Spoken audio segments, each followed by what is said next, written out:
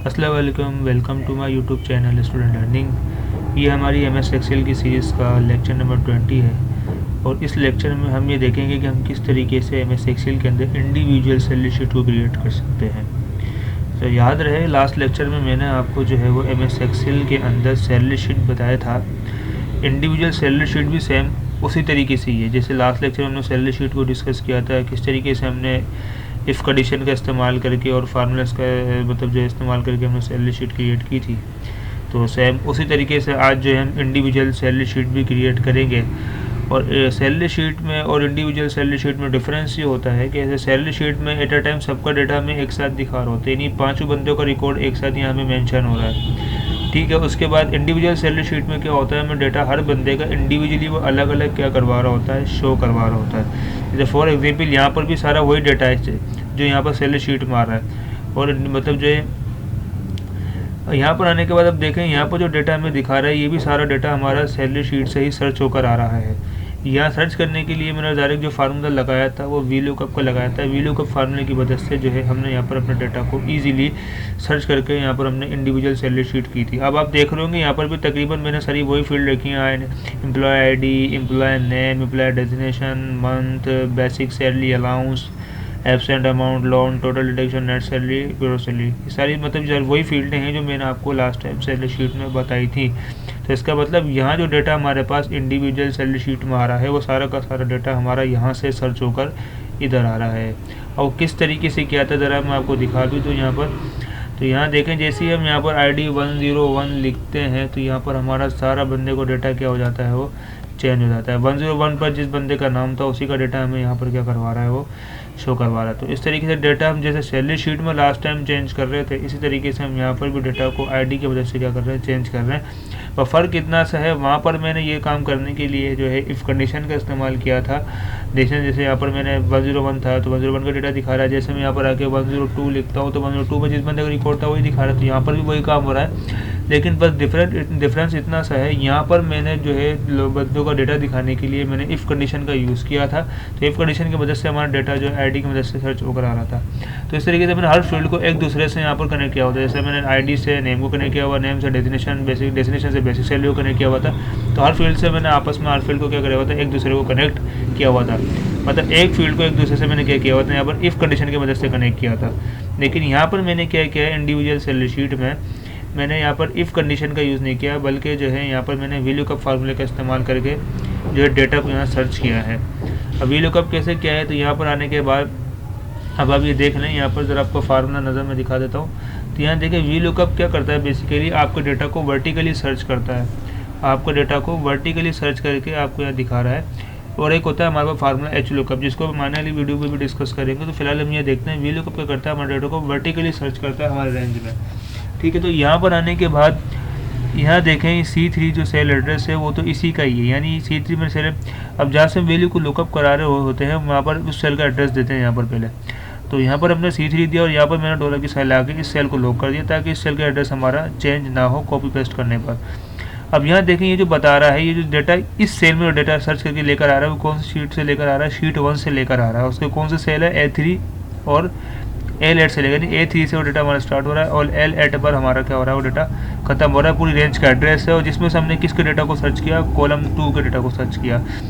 तो ये हम फिलहाल मैं आपको दिखा रहा था कि VLOOKUP को फार्मूला मैंने यहाँ पर जो लगाया है उसमें डेटा सर्च होकर आ रहा है वो शीट 1 से आ रहा है। तब VLOOKUP का फार्मूला लगता कैसे है, किस तरीके से यहाँ पर आया, तो मैं आपको एक तरीके से यहाँ करके बता देता हूँ ताकि आपको थोड़ा क्लियर हो जाएगा।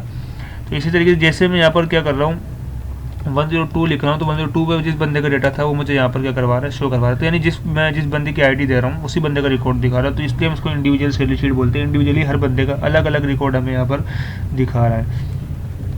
फॉर सपोज यहाँ पर मैं थोड़ा सा आपको प्रैक्टिकली करके दिखा देता हूँ। जैसे फॉर एग्जाम्पल यहाँ पर हम लिख देते हैं एम्प्लॉय ID मैंने यहाँ लिख दिया है। अब आप देखें यहाँ पर थोड़ा सा उसको दोबारा ऊपर करके लिख लेते हैं। एम्प्लॉय ID मैंने यहाँ इसको दिया, ठीक है, और यहाँ मैंने इसको दे दिया है। इसी के आगे हम कर देते हैं एम्प्लॉय नेम। तो एम्प्लॉय नेम भी हमारे पास आ जाएगा। वो मैं किस तरीके से गेट कर रहा हूँ थोड़ा सा मैं आपको क्लियर करता चलूँ। तो यहाँ पर हम क्या कर रहे हैं, एम्प्लॉय का नेम लेकर आ रहे हैं। तो एम्प्लॉय का नेम लेकर आ रहे हैं तो यहाँ पर आने के बाद मैंने फार्मूला लगाया VLOOKUP जो कि डेटा को हमारे टेबल से क्या कर रहा है, वर्टिकली सर्च कर रहा है। ठीक है, तो यहाँ पर आने के बाद मैंने ब्रैकेट को ओपन किया। ओपन करने के बाद मैं एम्प्लॉय आईडी क्योंकि याद रखूँगा, क्योंकि डेटा को मैं लुकअप यहाँ से करवाऊँगा, एम्प्लॉय की आईडी यहाँ लिखूँगा, तो मैं इस सेल का एड्रेस इसे दे देता हूँ। देने के बाद मैंने F4 प्रेस किया, जिससे हमारी इस सेल की रो और कॉलम दोनों क्या हो गई है, लॉक हो गई है। उसके बाद हम कोमा लगा के जाते हैं शीट 1 पे, क्योंकि जो डेटा हम सर्च करके ला रहे हैं अपना, वो हमारा सारा का सारा डेटा ओवरऑल कहाँ पर है, शीट 1 पर है। शीट 1 पे हम जाएंगे और यहाँ से आने के बाद हम ये सारा का सारा मतलब जितने भी कॉलम हैं, सारे के सारे कॉलम हम यहाँ पर क्या कर लेंगे, उसको हम यहाँ पर सर्च कर लेंगे, सेलेक्ट कर लेंगे। सेलेक्ट करने के बाद हम यहाँ पर आके क्या करेंगे, इधर इस सेल पे क्लिक करके हम इधर भी F4 प्रेस कर लेंगे, ताकि इसके भी रो और कॉलम लॉक हो जाए। उधर भी आकर हम यहाँ पर भी F4 को क्या कर लेंगे, प्रेस कर लेंगे, ताकि यहाँ पर भी हमारे क्या हो जाए, रो और कॉलम लॉक हो जाए। तो ये हमारा रो और कॉलम लॉक होगा। उसके बाद यहाँ पर आके हम कोमा लगा के बताएंगे कि हम कौन से कॉलम के डेटा को सर्च करना चाह रहे हैं। तो ज़रा अगर हम यहाँ पर देखें, तो नेम जो हमारे पास आ रहा है उस पूरी रेंज में, तो अब ये देखें, क्योंकि यहाँ से लेकर यहाँ तक की रेंज इसे मैंने दी है।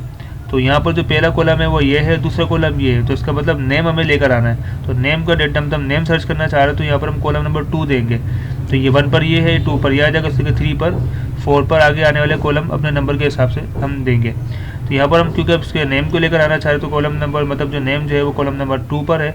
तो हम दोबारा शीट 2 पर जाते हैं और यहाँ पर आने के बाद जो है हम यहाँ पर इसको कोमा लगा कर क्या दे देते हैं, 2 देंगे। और 2 देने के बाद हम ब्रैकेट को क्लोज करके जैसे ही इंटर करेंगे तो ये हमारे पास अभी एन आ रहा है, क्योंकि यहाँ मैंने कोई आईडी मेंशन नहीं की कि कौन सी आईडी का डेटा दिखा है। कॉलम नंबर 2 को जो दिखाएगा कौन सी आईडी का डेटा दिखाया, मैंने बोला 101 पर जिसका रिकॉर्ड आ रहा है, तो ये रिकॉर्ड हमारे पास यहाँ पर आ जाएगा। अब देखें यहाँ अली आ रहा है, तो जैसे यहाँ अली आ रहा है इसी तरीके से यहाँ पर भी मैंने अली को क्या किया हुआ है, सर्च किया, नुमान मतलब अली को सर्च किया हुआ। जैसे यहाँ पर भी मैं 101 लिख रहा हूँ, तो यहाँ पर भी 701 हमारा अली उसी तरीके से सर्च होकर आ रहा है। तो इसकी मैंने एग्जाम्पल आपको यहाँ पर दी है। अब इसी तरीके से हमने क्या करा, ये फार्मूला हमने बार बार लिखा नहीं है, इसको हमने कॉपी पेस्ट किया है। जस्ट हमने फील्ड का नाम चेंज किया, कॉलम का नाम चेंज किया। अब देखो यहाँ पर मैंने जिस नंबर ऑफ कॉलम का मैंने यहाँ मतलब जो नंबर ऑफ कॉलम यहाँ डिफाइन किया है, VLOOKUP क्या कर रहा है, हमें उसी का डेटा सर्च करके यहाँ पर दिखा रहा है। तो इस तरीके से हम यहाँ पर खाली कॉपी पेस्ट करते रहेंगे और कॉलम नंबर चेंज करते रहेंगे, तो डेटा डिफरेंट हमारे पास आता रहेगा। तो इसी तरीके से हम फार्मूले को कॉपी पेस्ट करते रहेंगे और हम खाली यहाँ पर कॉलम नंबर चेंज करेंगे। तो जो कॉलम नंबर हम देंगे तो वहाँ से उसी कॉलम को डेटा हमें VLOOKUP फार्मूला क्या करेगा, सर्च करके हमें ला के दिखाएगा। तो इस तरीके से मैं आपको एक और कॉलम को डेटा सर्च करके ला के दिखाता हूँ। जैसे मैंने एम्प्लॉय का नेम जो वो सर्च करके ला के दिखाया, तो यहाँ पर आने के बाद वो हम क्या करेंगे, अब देखें यहाँ पर मैं एंटर करता हूँ, यहाँ पर हमें एम्प्लॉय का नेम आ रहा है। इस तरीके से यहाँ पर आने के बाद अगर मैं यहाँ पर एम्प्लॉय का डेजिग्नेशन भी देखना चाहूँ, तो यहाँ पर मैंने लिखा एम्प्लॉय का डेजिग्नेशन। तो एम्प्लॉय का डेजिग्नेशन तो है हमारे पास, अभी फिलहाल मैं शॉर्ट स्पेलिंग लिख रहा हूँ। तो डेजिग्नेशन हम यहाँ लेकर आएंगे। अब डेजिग्नेशन देखते हैं वहाँ पर शीट पर कौन से कॉलम पर है। तो यहाँ पर देखिए डेजिग्नेशन हमारा आ रहा है कॉलम नंबर 3 पर, यानी ये 1 हो गया, ये 2 हो गया, ये 3 हो गया। तो डेजिग्नेशन हम देखने के लिए यहाँ पर हम क्या करेंगे, कॉलम नंबर 3 का यूज़ करेंगे।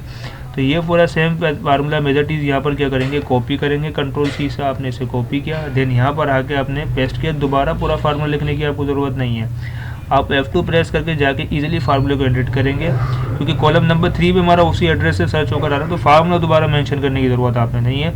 तो यहाँ पर आने के बाद आप कॉलम नंबर 3 लिखेंगे। कॉलम नंबर 3 पर जो डेटा होगा, अब VLOOKUP फार्मूला में उसका डेटा सर्च करके यहाँ पर लाकर दिखाएगा। तो डेजिग्नेशन बता रहा है इसका मेजर है। यहाँ पर हम आईडी चेंज करेंगे, तो जो आईडी होगी उसी का नाम आएगा, उसी का डेजिग्नेशन आएगा। तो जैसे हमने यहाँ पे 2 चीज़ें मैंने आपको चेंज करके दिखाई, तो इसी तरीके से इंडिविजुअल सैलरी शीट में भी ऊपर हमारा यही काम हो रहा है। मैंने ऊपर भी VLOOKUP वही फार्मूला यूज़ किया है। बस फार्मूला मैंने यहाँ पर जो है इस वाले सेल में फार्मूला मैंने खाली एक दफ़ा लिखा है, बाकी उस जगह पर सब तमाम फील्ड में मैंने इसको कॉपी पेस्ट किया है। कॉपी पेस्ट करने के बाद जिस जगह पर जो कॉलम नंबर था वो मैंने वहाँ पर मेंशन किया। जैसे यहाँ पर देखें वही फार्मूला था, मैंने कॉलम नंबर 2 दिया है। ठीक है, इसी तरीके से यहाँ पर आने के बाद फिर हमने कॉलम नंबर इसको क्या दिया है, 3 दिया है। इस तरीके से यहाँ पर आने के बाद फिर हमने इसको क्या दिया है, कॉलम नंबर जो है हम इसको 4 दे रहे होते हैं। अब यहाँ पर आने देखें तो मैंने क्या दिया है, इसको कॉलम नंबर 4 दिया है। तो इस तरीके से हमने क्या है, यहाँ पर क्या किया है, खाली फार्मूला हमने VLOOKUP का एक ही दफ़ा लिखा है और लिखने के बाद मैंने उस फार्मूले को कॉपी पेस्ट किया और खाली कॉलम नंबर को चेंज किया। तो जो कॉलम नंबर दे रहा हूँ उस फील्ड के आगे वो उसी का डेटा हमें क्या करवा रहा है, शो करवा रहा है। तो यहाँ पर इंडिविजुअल सैलरी शीट हमने नाम इसको इसीलिए दिया है क्योंकि इंडिविजुअल डेटा हमें हर बंदे का अलग अलग इंडिविजुअली दिखा रहा है, यानी जिसका मैं यहाँ पर आईडी नंबर मेंशन कर रहा हूँ उसी का डेटा यहाँ पर सर्च करके हमें यहाँ पर दिखा रहा है। तो इसको हम कहते हैं यहाँ पर individual salary sheet. I hope आपको आज का लेक्चर हमारा यहाँ पर समझ में आ गया होगा। तो फिलहाल आज तक के लिए इतना ही। इंशाल्लाह नेक्स्ट वीडियो हम इंशाल्लाह जल्दी इसको जो है वो उसको भी कवर करेंगे। तो फिलहाल इसी तरीके से हमारे चैनल को लाइक एंड सब्सक्राइब करते रहे ताकि मज़ीद आने वाली वीडियोज़ MS एक्सेल की सीरीज़ से रिलेटेड आपको मिलती रहें। अल्लाह हाफिज़।